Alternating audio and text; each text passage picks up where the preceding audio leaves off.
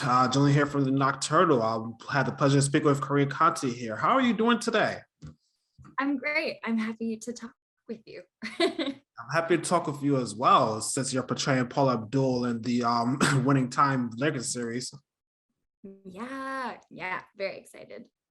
So, when did you audition for this role? And did you do for during your audition that you would be played as Paula? Oh my gosh, I think I auditioned 4 times actually. And this would have been back in July. I remember sitting on the beach after a callback and like talking to my friends about it and being like, I really don't think, like, never get excited. I don't think I'm going to get it, but I'm really excited that I got to do a callback. I think I did the best I could. Like, distinct memory of sitting on the beach and talking about that. Especially since you're in the Los Angeles area. Yeah, totally. Yeah. It feels very much like falling into a time loop and just living reality. Now, when you got the role, how much research did you have to do to prepare for it? Because it's one thing to play as Paula, but it's another thing when it comes to speaking, the way she speaks, her mannerisms, body language, and everything that comes with it. So, how much research did you have to do? I actually did the bulk of my research while I was auditioning. I try to do this for every audition I get, even if there's no guarantee that you'll get to keep that character. I try to treat it with love and respect and make it as much my own as I possibly can. So to even like tackle the sides for Paula, you like prep by figuring out what she might wear, how she might wear her hair. Like I got to watch so many of her interviews just on YouTube, and like there's a bunch of cool footage of like Laker girls in the 80s, just like out there for the public, eye. So it wasn't like I had special access of any kind. It's just I found as much as I could, and I filled myself up with that. Now, speaking of Los Angeles, since the show takes place in pretty much the Los Angeles Lakers, do you like the basketball team? Are they your team if you're into basketball?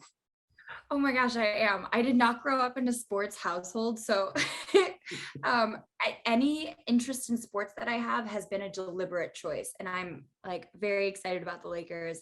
I have some apparel that I really love. My my first basketball game ever was a Lakers game in Hmm. LA. And I went with a friend and we got put on the Jumbotron. It was just a very, like, if you know me, that's like how to like really ingratiate yourself to me is like celebrating me right away. And that was, Lakers did a great job of doing that. So Oh my God! I hope. Do you have any photos left of when you were on the jumbotron, or any of them take any photos? no, I was so excited about it. I did not take a picture. It's all good. It happens. Yeah, it hasn't happened since, to be clear. This isn't like a regular thing. It was just a once in a lifetime sort of a situation. Now, has acting been? How long has acting been part of your passion? My mother was an actress back in like the 70s, 80s in Europe. And so it's always been part of my life. I grew up in Orlando, Florida. And so when I was little, I did like local theater, but I also did commercials and print for like Disney, Universal, SeaWorld, all that good stuff. So it was always kind of like in my DNA. It was always part of my life, just like dancing.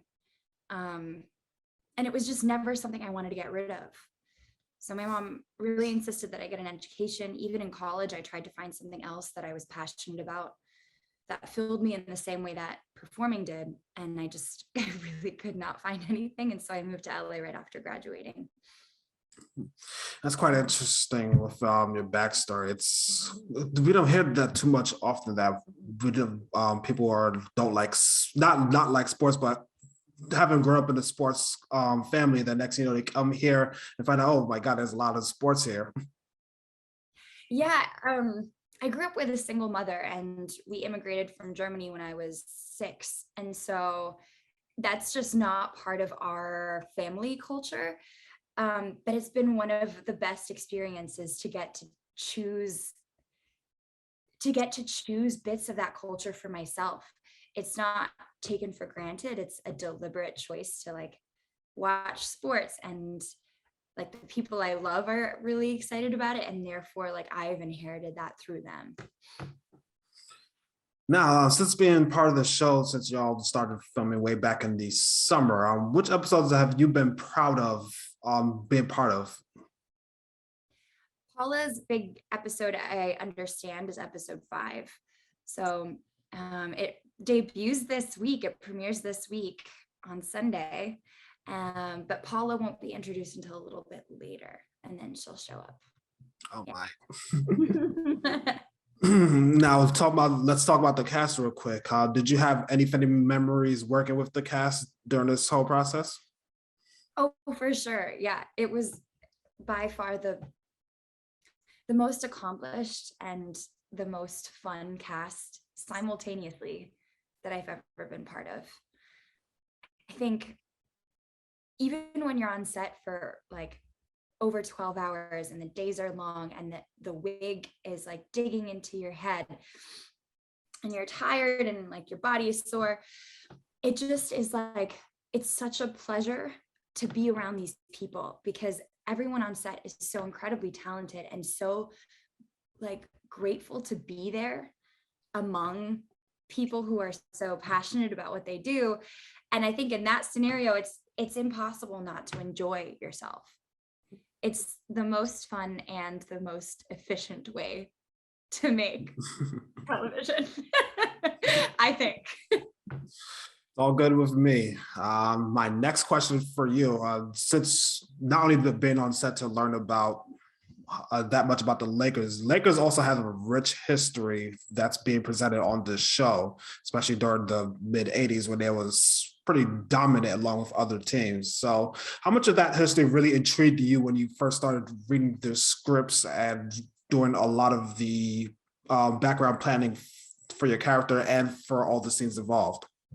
It's honestly incredible. And this is really the storyline of the show. I had no idea that I've only ever known the NBA as it is today. And I had no idea that it was ever any different. And so like discovering that, you know, that bus completely revolutionized the way that we see basketball today as a spectacle, as entertainment, like as an event.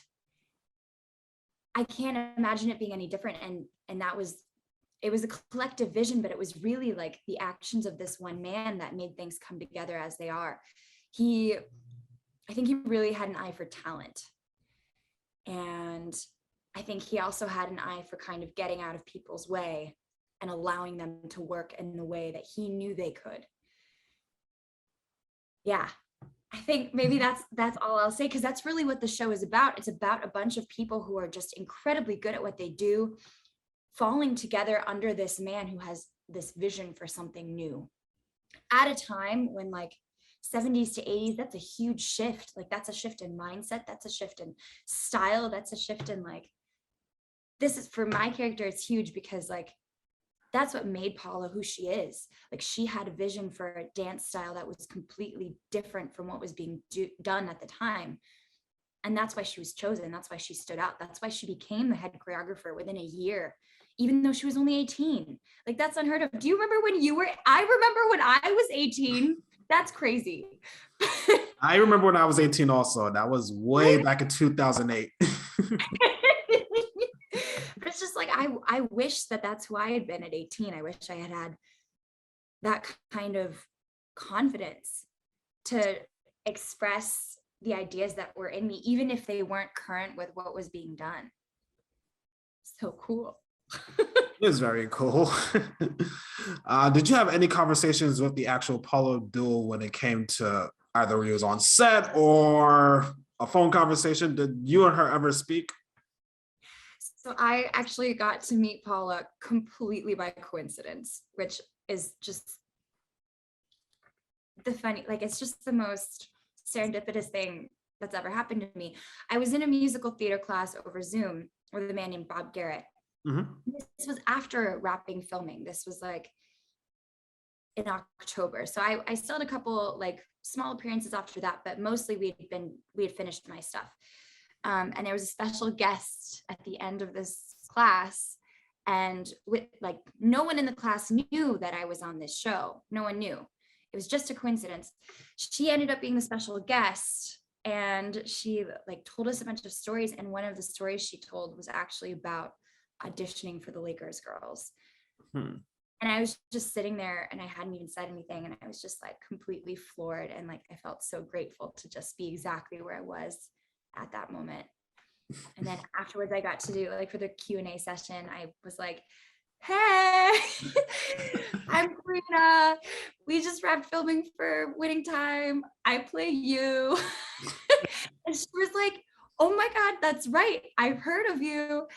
And I just thanked her essentially for like every stage of research I had done on her had brought out like her kindness and her generosity of spirit and her passion for dance. That was like at the core of all of it. And so I just essentially thanked her for being who she was and for the gift that she's given us for so many years. And she like, she started to cry, and it was so sweet. It was like, it was everything that I could have wanted in an introduction, really, and more. I'm so glad that I got to meet her. That's an awesome story. Yeah, it's just like the most out of the blue thing. Like, I don't know. I feel very lucky. My final question for you: what do you think is the biggest takeaway fans will see when it comes to the show, and not only your fans but also your family and friends when they see you as Paula? What is your biggest takeaway? I hope that people will be as inspired as I have been, not only by this story, but also by the story of the individuals that make up the story. I know that for my friends and family, like I've been performing my whole life. This makes me want to cry. And like, okay. I feel the most alive when I'm dancing and when I'm performing and when I'm telling a story that might like help someone else. And so like getting to play this iconic character who also has so many of like, that's also at the core of her being. It just feels so effortless. And it is like, I think seeing people do what they love is the most inspiring thing. And so filling your Sunday with watching this show and just seeing people fight and fight and fight until they break through, you know, whether they have permission or not, is just like, we all need more of that right now. So. You're right. You're totally right about that. I did it. I didn't cry. Thank you so much, Carina. I had a great time speaking with you today. I'm excited for the show. Same. Thank you so much for having me. You're welcome.